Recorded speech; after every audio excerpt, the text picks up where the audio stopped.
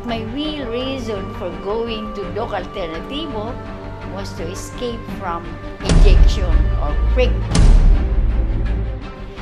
Because I was afraid of getting diabetes.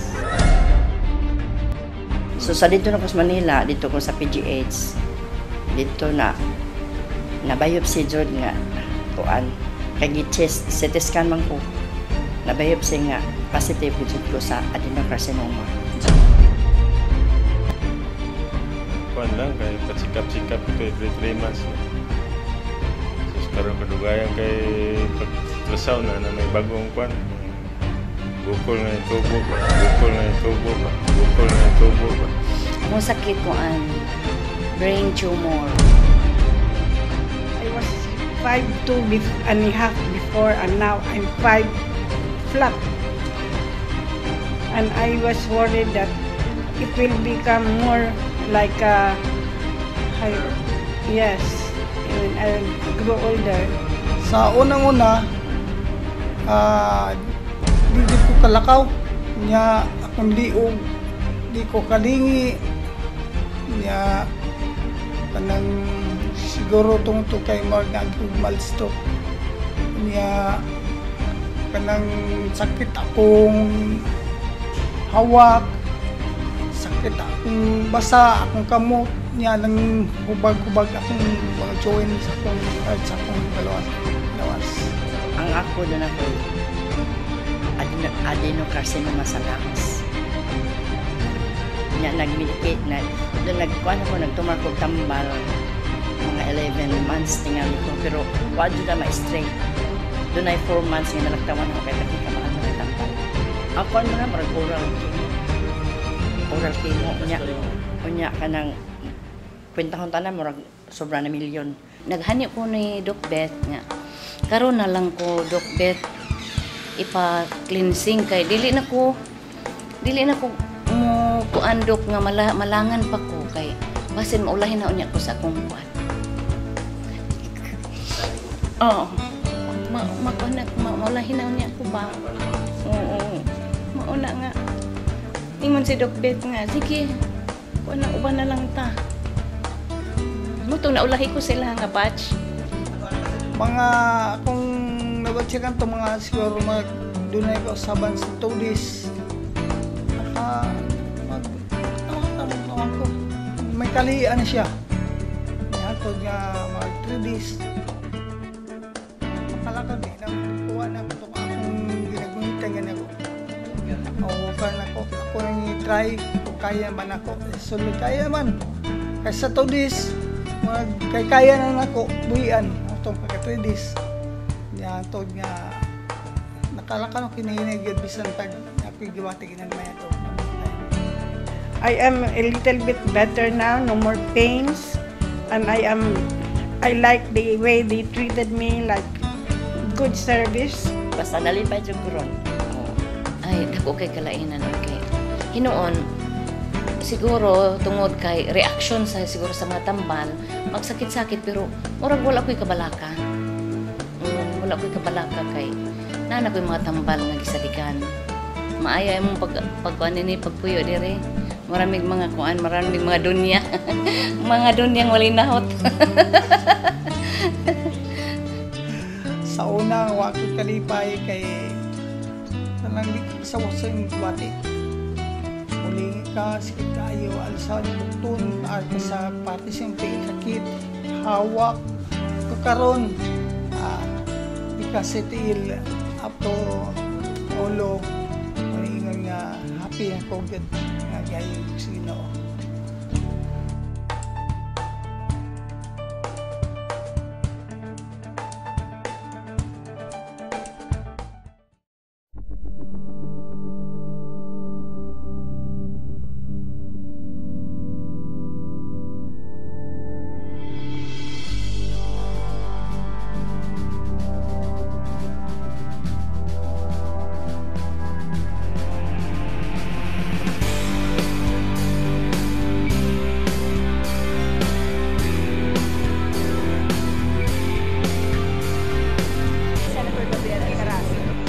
Was accused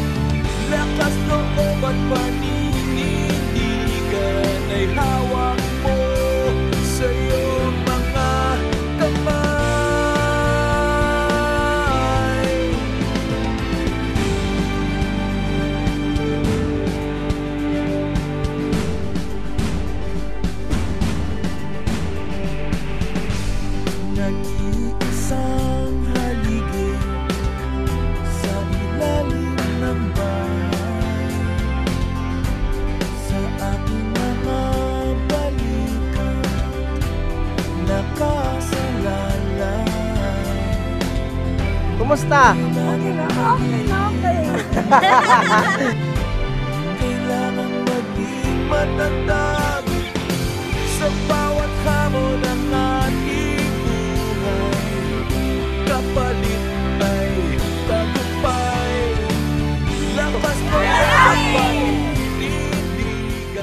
Anywhere, I'm not ashamed to introduce or to promote the product of Doc Alternativo. And I would be very sad if something happens to this invention of Doc Ed. If it will go to waste, if people will just talk against it, I have to correct it. I want it to succeed. That is how much I love Doc Alternativo. I am a little bit better now, no more pains, and I like the way they treated me, like good service. Money doesn't matter to me now, only my health, and I am successful in my thinking that I will be fine from now on up to next time again. When I will have pains, then I will come back. I will have pains again. But right now, I'm happy with the success that I have right now in my stay here for 2 weeks. Basta, dako ka kayo ang kwan. Bago sa akong lawas. Ha? Siyempre, ayaw kita. Suri-suri pa. Pasimba dito sa bukid ito nga kwantong lugar siguro. May himala ba? Ay, nindot man ang resulta. Sa number 1 na ang toyo diri nga, ang akong lawas alivio. Alivio man jud. Naigamay na kabilin pero nagtuo ko nga mawa na. Ayun, process of healing dili man instant ang healing nga gihatag sa Ginoo na ho. Kanang gradual ba, gradual. Muna nga pero nagtuo jud ko nga makampot jud na ho na kay kung ako nang hindi kuan sa akong nauna nga makabaton jud ko complete healing diri. Ay, yes, malipayon kay kuan. Wala na kay ko gibati sa kong lawas. Praise the Lord. Kay nagaidan ko pag anhi diri. Maay kay sila matiman sa amo. Maay kay sila matiman sa amo. Mura ra may mga prinsesa.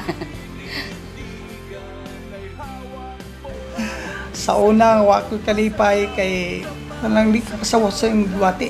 Muling ka, sikit kaayo, alisaw ng mukton, ar ka sa party sa tiil, sakit, hawak, kakaron, ka sa tiil, up to ulo, muling nga happy na ko, nga gayong Ginoo.